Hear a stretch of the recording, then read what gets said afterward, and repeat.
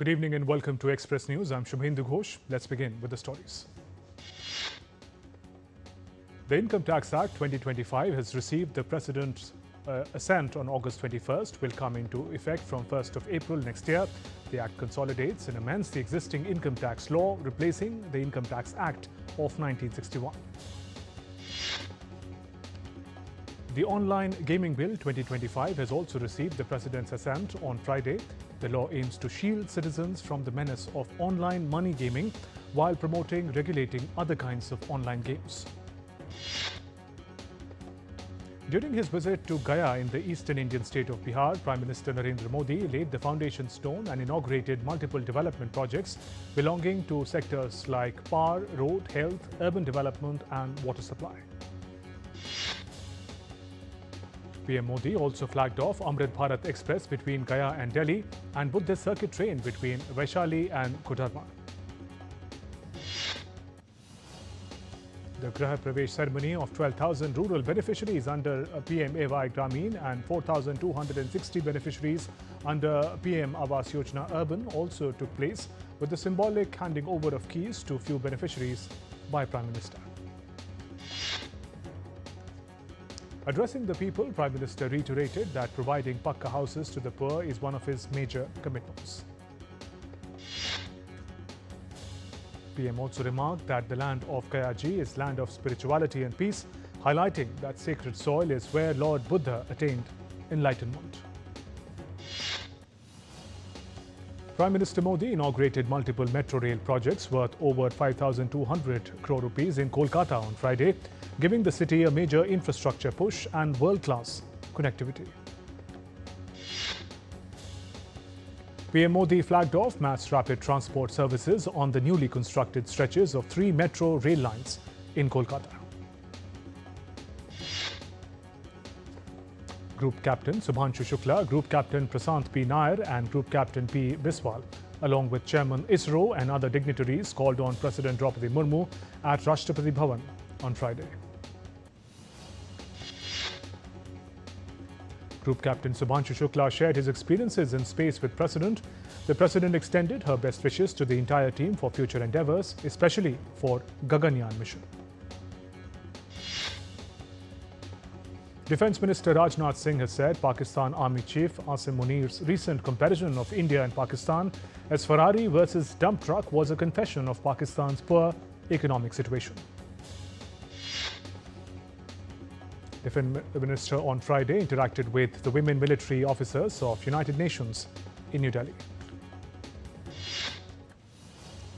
During the interaction, the minister stressed that the government is strengthening its policy to encourage women's participation in the country's armed forces and peacekeeping contingents. Minister Rajnath Singh also unveiled the UN Journal 2025 Blue Helmet Odyssey, 75 years of Indian peacekeeping. The government has issued notification extending privileges and immunities to the International Big Cat Alliance, its representatives and officials under United Nations Privileges and Immunities Act 1947. In a social media post, Union Minister Bhupendra Yadav said the significant step reaffirms India's steadfast commitment to strengthen international cooperation for big cat conservation. The Election Commission of India has appointed Sushil Kumar Lohani and D. Anandan as observers for the upcoming vice presidential elections, which will be held on the 9th of next month. The Supreme Court has modified its earlier directive mandating the confinement of all stray dogs in shelters across Delhi NCR. A bench led by Justice Vikram Nath has now allowed the release of dewormed and vaccinated strays back to their original locations. Aggressive or rabid dogs however, will not be released.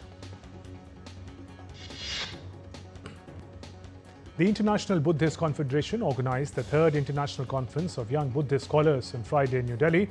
The theme was Wisdom Transmission in Buddha Dhamma in the 21st century. Sharing a video on ex-Science Minister Dr. Jitendra Singh said on 23rd August, India will celebrate the 2nd National Space Day, honouring its journey from satellites to human spaceflight and the vision of infinite possibilities. ISRO's inaugural session of National Meet 2025 is being held in New Delhi with the theme Leveraging Space Technology and Applications for Viksit Bharat 2047. Addressing the gathering, ISRO Chairman V. Narayanan talked about the critical role of space program in Viksit Bharat, reaffirming the nation's commitment to technological excellence. Indian equity indices ended on a negative note on Friday. At close, the Sensex tanked 693.86 points to settle at 81,306.85, while Nifty dropped 213.65 points to 24,870.10. Indian rupee fell 28 paise to close at 87.53 against the US dollar on Friday. Gold futures maturing on October 3rd were priced at 99,378 rupees per 10 grams on the multi-commodity exchange. And silver futures for September 5th maturity stood at 1,13,640 rupees per kilogram on the MCX. Meanwhile, oil prices were stable on Friday. Brent crude futures were up 0.1% at $68 a barrel, while West Texas Intermediate rose about 0.2% to $64. Google reportedly has struck a 6-year cloud computing deal with Meta Platforms worth more than $10 billion, search giant's second big agreement recently after one with OpenAI. Former Sri Lankan President Ranil Wickremesinghe was arrested by the CID on Friday in connection with allegations that he used state funds to cover expenses for a 2023 private visit to London, where he attended a university graduation ceremony. Prime Minister Benjamin Netanyahu has said on Thursday that Israel will begin the Gaza ceasefire and hostage release negotiations. Israel will dispatch negotiators to talks once a location is set, as they believe that 50 hostages remain in Gaza, at least 20 of whom are thought to be alive. And PM Netanyahu also added he was meeting commanders to approve plans of capturing Gaza City and defeating Hamas a day after the Defense Ministry approved a plan authorizing the call-up of roughly 60,000 reservists to help capture Gaza City. Russian forces claim to have made advancements in Ukraine's eastern Donetsk region on Thursday. It said they have captured the Ukrainian village of Alexandro Sheltanin. Ukraine also reported on Thursday that it had regained control over most of Tovost and Donetsk and has hit Russian targets, including an oil refinery. Military leaders from the United States and several European nations submitted proposals to their national security advisors outlining potential security guarantees for Ukraine on Thursday. Iranian Foreign Minister Abbas Araghchi will have a joint telephonic call with his French, British and German counterparts on Friday to discuss nuclear talks and sanctions. Bangkok Criminal Court on Friday cleared former Prime Minister Thaksin Shinawatra of charges of violating Thailand's strict law on royal insults. The Trump administration announced on Thursday a sweeping review of all U.S. visa holders, potentially affecting more than 55 million people. The process would include examination of visa holders' social media profiles, home country law enforcement, and immigration records, among other provisions. People in Washington, D.C. protested against U.S. President Trump's crime crackdown at a traffic stop on Thursday evening, holding signs and flags as police officers stood on watch nearby. Eric Menendez, who along with his brother Lyle has served 35 years of life prison term for the 1989 shotgun murders of their parents in their Beverly Hills home, were denied parole on Thursday. At least 12 police officers died when a Colombian National Police helicopter was attacked in the department of Antioquia while supporting the coca leaf eradication operations on Thursday. Peru's Congress voted on Thursday to declare Colombian President Gustavo Petro persona non grata amid a territorial dispute over an Amazon island. The measure passed with 50 votes in favor. Authorities in Kenya have recovered 5 bodies from shallow graves in Kwa Binzaro village located on the outskirts of Malindi in Kifili country, authorities informed on Thursday. The site lies a few kilometers from Shakahola forest, where more than 400 people linked to doomsday cult were found dead in 2023. Officials say the area is under investigation. It's quite vast. North Korean leader Kim Jong-un decorated troops who fought for Russia against Ukraine by placing medals beside portraits of soldiers reportedly killed and hugging visibly emotional servicemen. Russian forces have conducted an exercise in the Baltic Sea, including drills to repel an underwater attack, the Defense Ministry informed on Friday. A German bottle manufacturer, Eproplast, is aiming to cut down on plastic waste by producing a large portion of its wares from completely recycled materials. Britain's Queen Camilla attended the second day of the Ebor Festival at York Racecourse on Thursday, unveiling a plaque commemorating the Juddmonte International as the world's best race of 2024.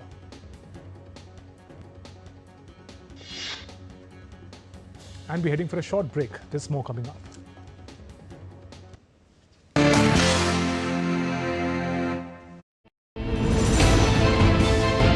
Geopolitics and trade deals. Economic challenges amid development. Hard work and the path to prosperity. It's the economy, always. Between walkers, money is what money does and says. Supply creates its own demand. Between the bulls pulls and bears tears. When supply chains globalization and India rises to the podium. We'll get you centered with the economic brief at 8 p.m. every Thursday on DD India.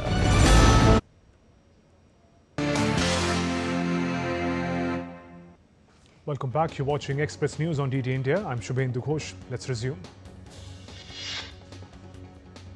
In Delhi, Yamuna River continues to flow close to the danger mark. Visuals from the city's Lohapul area shows water levels near 205-meter mark. Overflowing river water has reached residential areas. In Uttarkashi, the formation of temporary lake on the Yamuna River at the Sanchati has caused water to reach residential areas. Fire brigades and residents of the central Portuguese town of Castelo Novo battled wildfires on Thursday. A Portuguese firefighter suffered severe burns as the wildfire suddenly changed direction. Footage shows at least 3 firefighters in the Valverde area running from rapidly advancing flames. Demonstrators across Spain's northern region of Galicia protested against the government's handling of wildfires that have devastated the area. Helicopters dumped water on the wildfire in Turkey's southwestern province of Muğla in the effort to contain the blaze.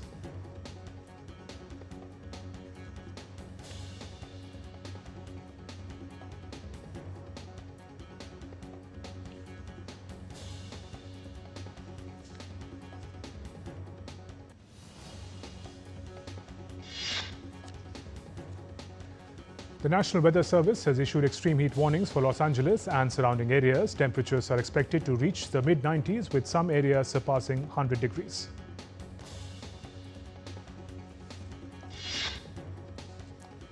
Firefighters are struggling to control a massive wildfire sweeping through the Florida Everglades, with only 10% of the mile marker 39 fire contained. New Jersey is preparing for the impact of Hurricane Erin, which is moving north in the Atlantic Ocean, hundreds of miles offshore. Seabright Beach is among the areas bracing for the storm. Typhoon Ling Ling weakened into a tropical depression on Friday, local media reported, a day after making landfall and bringing record heavy rains in southwestern Japan.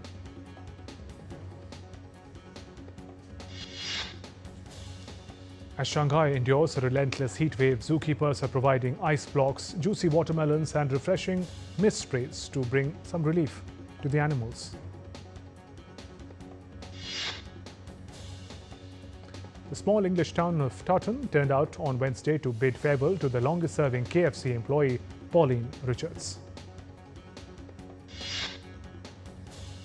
Richards, who began working at the fast food chain in 1978, died last month at the age of 74, having served at KFC for 47 years. Her funeral procession passed the branch where she worked. Over 120 cats and dogs arrived in New Jersey, airlifted from overcrowded southern shelters in a major rescue mission. Part of the Clear the Shelters campaign, the animals now await adoption in the Northeast thanks to the Greater Good Charities and NBC Universal Locals' life-saving efforts. Tens of thousands of visitors gathered in capital of Netherlands to attend the sail this week, one of the largest sailing ship events in the world. The Maritime Festival, which takes place over the course of 5 days, expects to host over 10,000 ships, around 2.3 million visitors.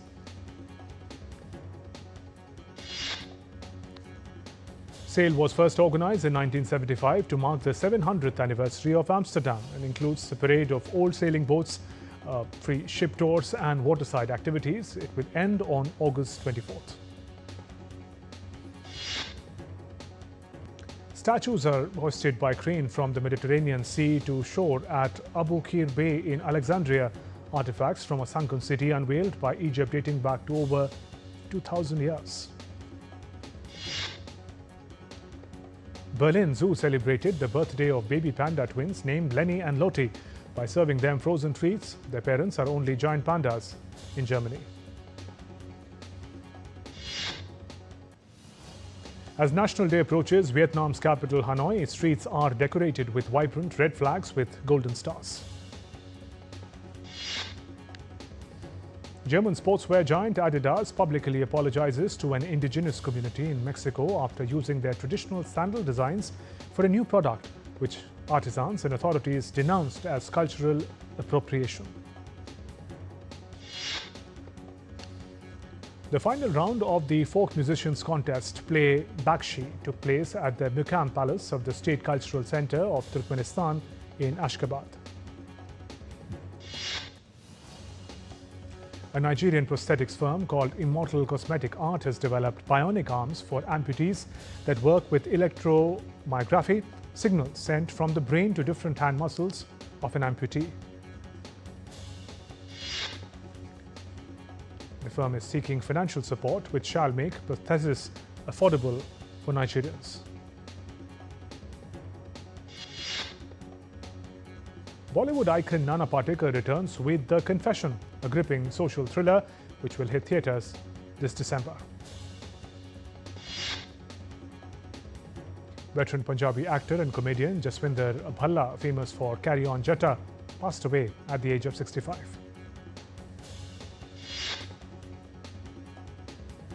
First glimpse of fantasy action film Vishwambara unveiled on Friday, starring South megastar Chiranjeevi. Ek Chaturnar, a comedy thriller, is set to release next month, starring Bollywood actors Neel Nitin Mukesh and Divya Khosla. Vash Level 2, a psychological horror thriller film to release all over India on 27th August in Hindi and Gujarati language. Harshvardhan Rane and Sonam Bajwa starrer Ek Diwane Ki Diwaniyat film's teaser is out. The movie will hit the theatres on this Diwali, 21st of October. Prime Video's Our Fault, a Spanish romantic drama finale of Culpable's trilogy, is going to premiere on 16th of October. Stars Nicole Wallace and Gabriel Guevara. Netflix American historical drama series Death by Lightning to premiere on 6th of November this year. It is based on Candace Millard's 2011 non-fiction book, Destiny of the Republic. American band Mastodon co-founder and guitarist Brent Ince died at the age of 51 in a motorcycle crash. Grammy-winning American singer Lil Nas X was arrested after charging at law enforcement officers in Los Angeles on Thursday. Let's turn to sports. In India's Sports Ministry on Thursday released a policy clearing that India can participate in international or multilateral events where Pakistan is present. This means that Indian cricket team can feature in next month's Asia Cup. However, the policy announcement also stated that bilateral contests with Pakistan remain suspended. Indian spin legend Ravichandra Ashwin on Thursday revealed that having to sit out of test matches on away tours eventually got to him. That led to his abrupt international retirement in the middle of the last Border Gavaskar Trophy in Australia. The ICC on Friday announced that Mumbai replaced Bengaluru as one of the 5 venues for next month's Women's ODI World Cup due to unforeseen circumstances. The trophy for Champions League T10 tournament was unveiled in Delhi on Thursday. The event marks the arrival of India's first indoor cricket league. Indian shooter Elvanel Vilavaren clinched the gold medal in women's 10-meter air rifle competition of the 16th Asian Championship on Friday. India's Rudraksh Patil, Arjun Babuta and Kiran Jadhav combined to win the gold medal in the 10-meter air rifle men's team event at the Asian Shooting Championship in Kazakhstan. In tennis, US Open defending champion Jannik Sinner will begin his title defense against Czech Vik Kopriva after the draws for the last Grand Slam of the year was out on Thursday. Reigning French Open champion Alcaraz will begin against American Prele Opelka. And 4-time champion Novak Djokovic will start against Lerner Chien, who could face Alcaraz in the semi-finals. In the women's draw, top seed Ariana Sabalenka will begin against Rebecca Masarova. She could take on Jessica Pegula in the semi-finals and Wimbledon winner Iga Swiatek in the finals. Second seed Iga Swiatek, the reigning Wimbledon champion and the 2022 US Open winner, is in the other side of the draw and begins her bid for a 7th Grand Slam singles title against Colombia's Emiliana Arango. Incumbent Ajay Singh was on Thursday re-elected president of the Boxing Federation of India for a 3rd consecutive term after a comprehensive victory over Olympian Jaslal Pradhan. Dozens were hospitalized and hundreds detained after violent clashes by fans during Copa Sudamericana last 16 match between Independiente and Universidad de Chile. In the Khelo India Water Sports Festival, Odisha's Rashmita Sahu scripted history by winning the gold medal in the women's 200 meters canoe sprint. And with that, we conclude this edition of Express News. Have a great evening ahead. Namaskar.